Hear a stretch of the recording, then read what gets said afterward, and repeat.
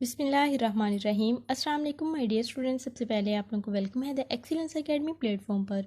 Dear students, आज हमने systematics का एक टॉपिक डिस्कस करना है जिसका नाम है टाइपोलॉजिकल स्पीशीज कॉन्सेप्ट। इसे हम डिटेल में स्टडी करेंगे, लेकिन उससे पहले आपसे रिक्वेस्ट है कि आप वीडियो को एंड तक देखिएगा और चैनल को लाइक शेयर एंड सब्सक्राइब कर दें। Thank you so much.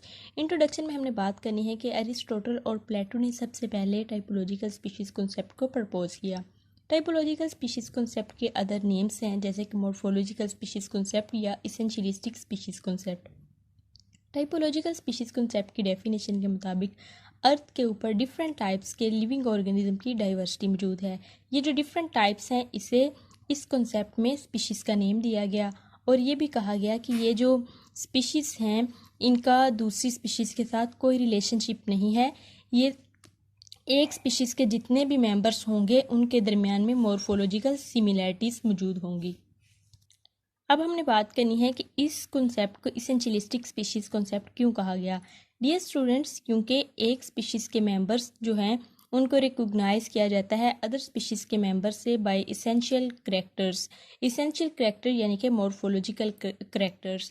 एक स्पीशीज़ के जितने भी मॉर्फोलॉजिकल करैक्टर्स हैं वो डिफरेंट होते हैं दूसरी स्पीशीज़ के मॉर्फोलॉजिकल करैक्टर्स की वजह से के साथ, इसलिए इसे इसेंशियलिस्टिक स्पीशीज़ कॉन्सेप्ट भी बोला गया है। अब बात करते हैं कि इसे मॉर्फोलॉजिकल स्पीशीज़ कॉन्सेप्ट क्यों कहा गया है।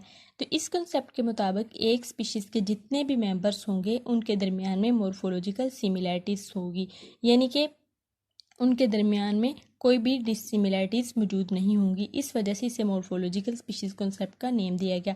अब हमने पास्कुलेट्स की बात करनी है। तो पास्कुलेट्स में सबसे पहला ये है कि एक स्पीशीज़ के जितने भी मेंबर्स होंगे वो सिमिलर होंगे, यानी कि सिमिलर इंडिविजुअल्स होंगे।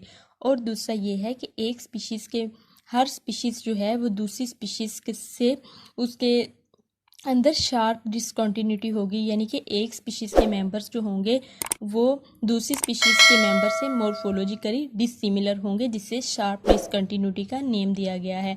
इसी तरह थर्ड पॉइंट ये है कि each species constant through time, के जितनी भी स्पीशीज़ होंगी, जितनी भी टाइप्स होंगी स्पीशीज़ की, वो with the passage of the time constant होंगी, यानी कि उनके दरमियान में कोई किसी किस्म का गैप नहीं होगा।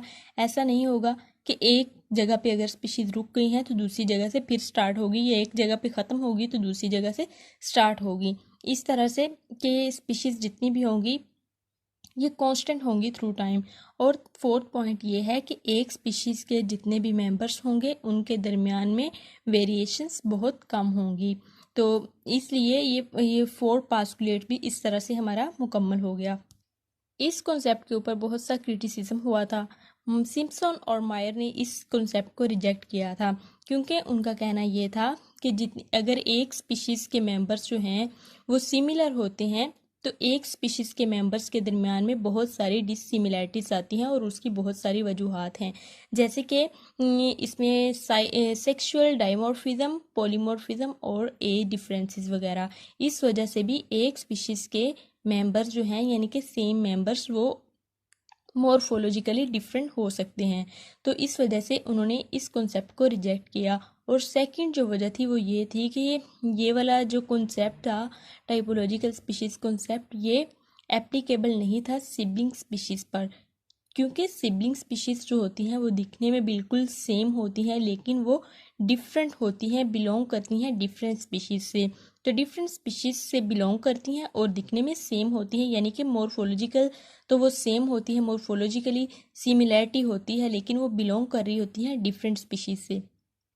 इस स्पीशीज़ कॉन्सेप्ट का चूँकि ये कहना था कि जितनी भी सेम दिखने वाली स्पीशीज़ होंगी वो सेम स्पीशीज़ ही होंगी, यानी कि वो सेम स्पीशीज़ के मेंबर होंगे। तो इस वजह से सिबलिंग स्पीशीज़ सेम तो हैं, दिखने में सेम है, लेकिन वो डिफरेंट स्पीशीज़ से बिलोंग करती थी। तो इस वजह से इस कॉन्सेप्ट को रिजेक्ट कर दिया गया। ये था डियर स्टूडेंट्स हमारा आज का लेक्चर। होप सो आपको समझ आया होगा। काइंडली आप चैनल को लाइक शेयर एंड सब्सक्राइब करें and stay connected for more videos. Thank you so much. अल्लाह हाफिज़।